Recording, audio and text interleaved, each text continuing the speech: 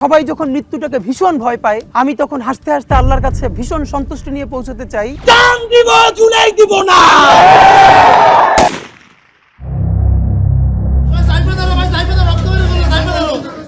ভারতীয় আধিপত্যবাদের বিরুদ্ধে আপসহীন যোদ্ধা ও জুলাই বিপ্লবের অন্যতম প্রধান মুখ শরীফ ওসমান হাদী অবশেষে শাহাদাত বরণ করেছেন।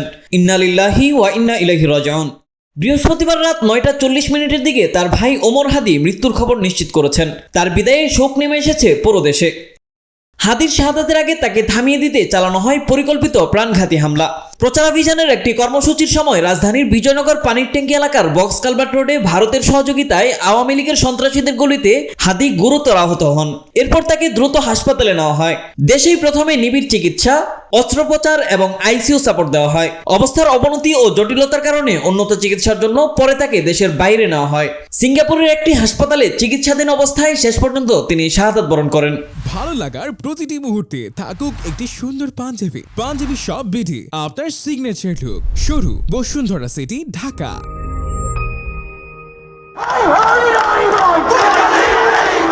জুলাই অভ্যুত্থানের পর ইনকিলাব মঞ্চ নামে রাজনৈতিক ও সাংস্কৃতিক প্ল্যাটফর্ম গড়ে দেশের রাজনীতিতে নতুন ধারার কণ্ঠ হয়ে উঠেছিলেন হাদী।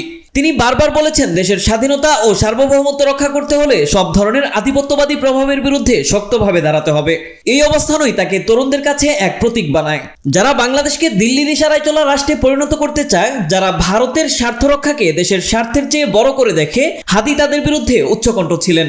একই সঙ্গে আওয়ামী লীগের দমন নীতি, ফেসিবাদী রাজনৈতিক সংস্কৃতি এবং ভিন্নমত দমন করার ধারাবাহিক চর্চার বিরুদ্ধে তিনি ছিলেন কঠোর।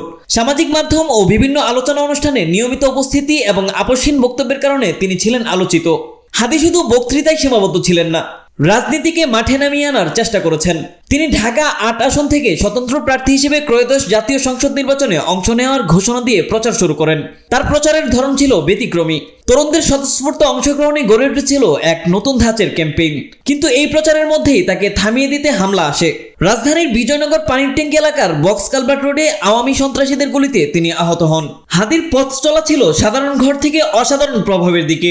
ঝালকাঠির নলসিটি থেকে উঠে আসা এই তরুণ ঝালকাঠির NS কামিল মাদ্রাসা থেকে আলিম পাশ করেন। পরে ঢাকা বিশ্ববিদ্যালয়ের রাষ্ট্রবিজ্ঞান বিভাগে পড়াশোনা শেষ করেন।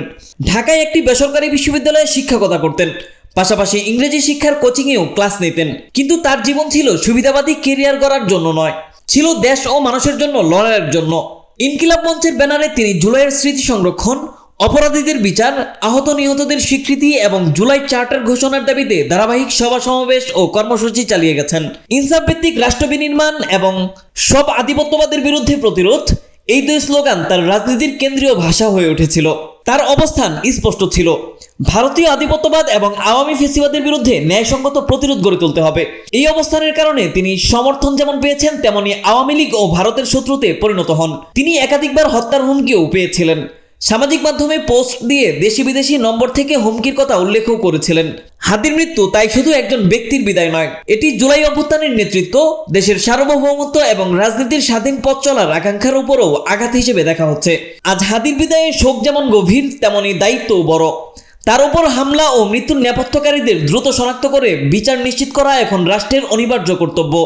বিচারহীনতা এবং রাজনৈতিক সন্ত্রাসের সংস্কৃতি টিকিয়ে রাখলে দেশ আরও অস্থির হবে, আর ভারতীয় আধিপত্যবাদ ও আওয়ামী লীগের পুরনো দমন কাঠামো আরও মাথাচাড়া দেওয়ার সুযোগ পাবে। তাই সত্য উদ্ঘাটন, অপরাধীদের গ্রেফতার এবং ন্যায় বিচার নিশ্চিত করাই এখন দেশপ্রেমিক জনগণের প্রধান দাবি।